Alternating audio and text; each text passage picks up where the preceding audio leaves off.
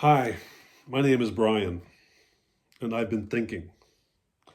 I've been thinking how much I look forward to summer, connecting with friends, my community, family, the outdoors, state parks, federal parks.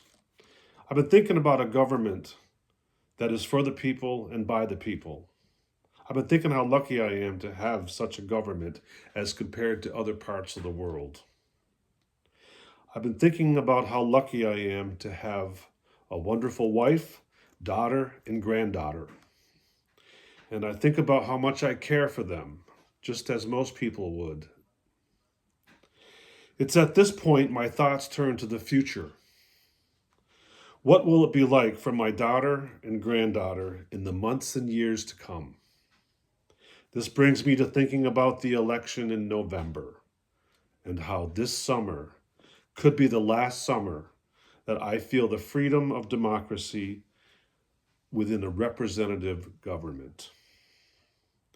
If elected, Donald Trump's plan is to liquidate any sense and structure of democracy, equity, inclusion, and other democratic principles and replace it with an authoritative dictatorship emanating from the Oval Office. Oh, we know Donald Trump is a coward with no real consistent ideology other than gaining wealth, power, intimidation, and revenge for his opponents.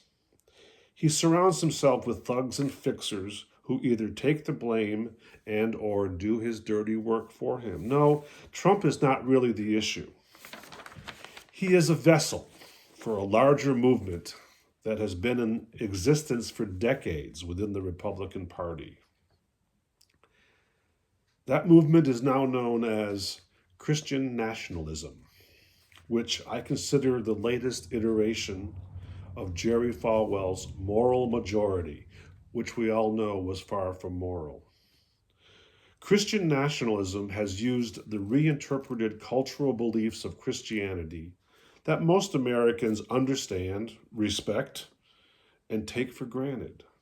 They have replaced those beliefs with generic beliefs that amalgamate a fear based rhetoric and places blame on an imperfect democracy on those of us who may think, shall we say, progressively.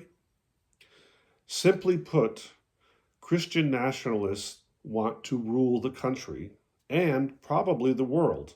I don't know that though. Let's look at who and what this movement has scapegoated in the past. Women.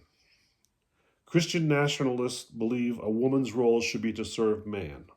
This goes back to reinterpreting Old Testament. A woman has restricted and qualified rights to manage their bodies, their income, and their status in society.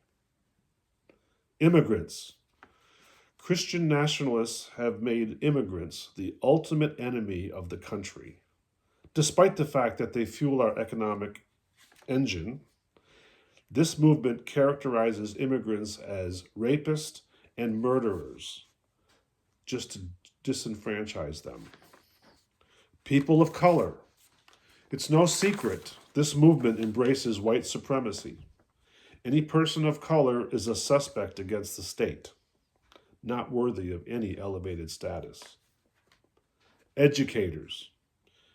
Any inclination for public schools to enlighten the electorate or engender equity in the classroom is met with fierce attacks of retribution by Christian nationalists. Libraries. This movement has infected the free and public access of reading with literal propaganda of pornography that instills the banning of many books that are critical to our culture. Libraries, like schools, have been attacked by Christian nationalism. This is far from an exhaustive list of institutions under fire by Christian nationalism.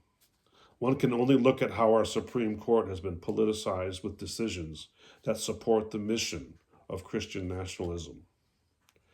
I feel strongly that we should not fear this movement. This is how they use Donald Trump to inspire rhetoric of violence and conflict, hatred, division. We need to confront this blight that could take down our country. Please think of this as you vote in November. Thank you.